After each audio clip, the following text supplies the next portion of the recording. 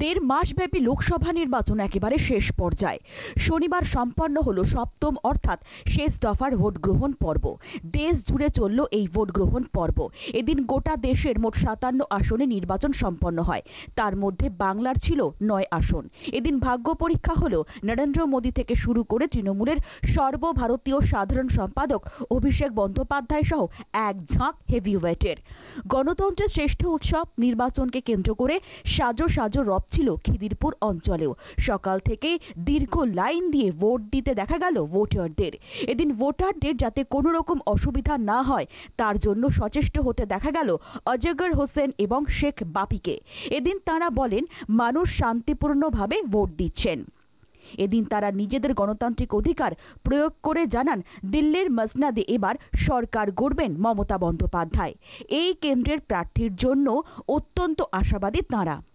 তাদের কথায় এবারও তাদের প্রার্থী মালা রায় এই কেন্দ্র থেকে আরো বেশি মার্জিনে জিতবেন। মালা রায় 100% মানে জিতছে। 2 লাখ ভোট বেশি, 2 লাখ থেকে বেশি ভোটে জিতবে মালা রায়।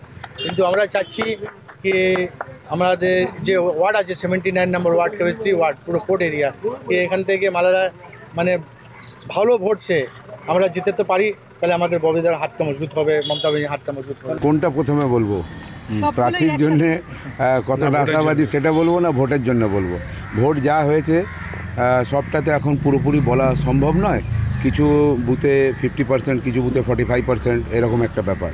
তো পুরোপুরি যতক্ষণ ফর্ম 17C আমাদের হাতে এসে না পৌঁছাচ্ছে ততক্ষণ আমরা পুরোপুরি বলতে পারছি না যে কি হয়েছে। বাট আমাদের প্রার্থী শ্রীমতী মালা রায় জিতছেন, জিতছেন, জিতছেন। আগেও জিতেছেন, এখনও জিতছেন, আগামীবারও আবার জিতবেন। প্রতিপক্ষকে কতটা হালকাভাবে নিচ্ছেন আপনারা? আমরা কোনোদিনই কাউকে হালকাভাবে নিই না প্রতিপক্ষ বলে। হ্যাঁ, সবাই নিজের নিজের কাজ করছে, ওরাও নিজের প্রচার করেছে, কিন্তু আমাদের তো কাজের প্রচার, ওদের তো অপপ্রচার। ওদের কাছে তো অন্য কোনো ইস্যু নেই।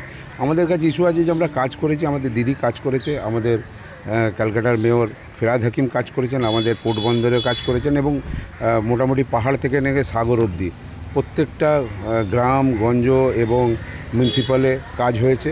আর আপনাদের চেয়ে ভালো এই কথাটা কেউ বলতে পারবে না, যেহেতু আপনারা মিডিয়া পার্সন, আপনারা ভালো করে জানেন যে কতটা কী হয়েছে। আমরা যদি বাড়িয়েও বলি কিন্তু আপনাদের কাছে আমরা ধরা পড়ে যাব। এখানে কি শান্তিপূর্ণ ভোট হচ্ছে? খুব শান্তিপূর্ণ, হ্যাঁ, কোনো এখানে বিশৃঙ্খলা নেই, কিচ্ছু নেই।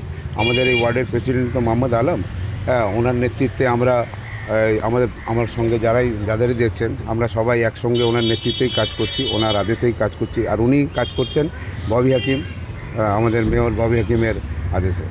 আমরা খুবই আশাবাদী, কেন আমাদের ক্যান্ডিডেট আগে থেকেও জিতেছিল, এই বছর জিতবে। আর যতক্ষণ উনি আছেন আমি বিশ্বাস করি ততদিন জিতে থাকবে, যতক্ষণ দিদি আছেন। কতটা শান্তিপূর্ণ ভোট হচ্ছে? খুব ভালো শান্তিপূর্ণ ভোট হয়েছে। কারণ ভোট যা হয়েছে আজকে, আপনি কোথাও কলকাতা কি কোথাও বেঙ্গলে দেখবেন কোথাও ঝুটঝামেলা নেই, কিছু নেই। একটু টুকটাক হতে পারে, কারণ এগেনস্ট পার্টি তো চায় আমাদের ঝগড়া লাগানো, মানে আমরা শান্তিভাবে, দিদি যে নিশ্চিন্ত ছিল কি ফুল শান্তিভাবে ভোট হবে, সেই শান্তিভাবে ভোট হয়েছে। আপনার প্রার্থীর হয়ে কতটা নিশ্চিত আপনারা?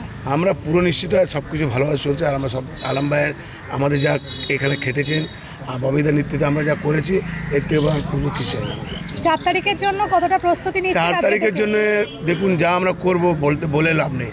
যখন পুরোপুরি এখন 6টা বা 7:30 আপনি 4 তারিখ এসে দেখবেন আমরা কি করেছি।